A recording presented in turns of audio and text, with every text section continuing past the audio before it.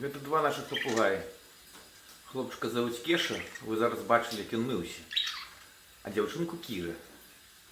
Кіра у нас така руплива, хатня, ручная. А Кеша сорвиголова.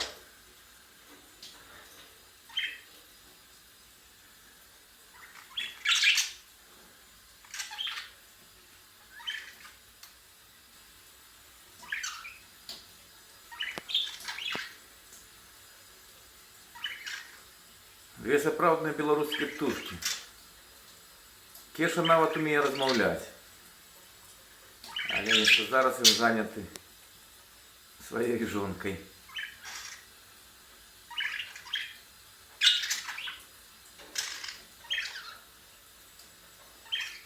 Кеша, Кеша.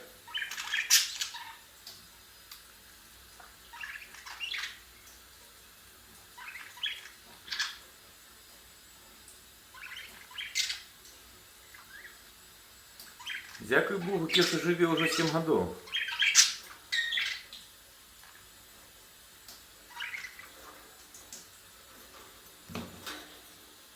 А Кіру мы ўжо набылі потым.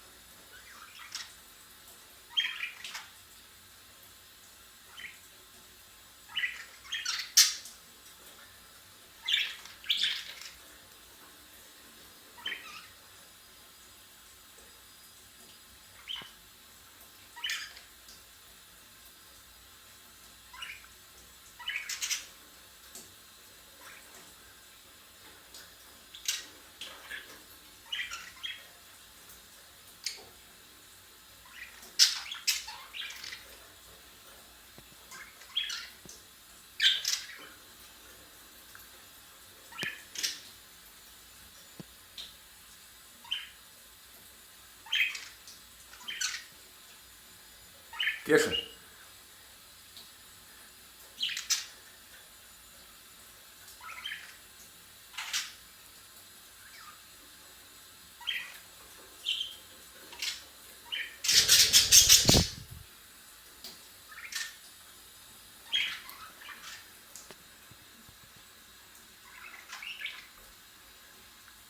На гэтым мы сканчиваем нашу программу в свете птушек.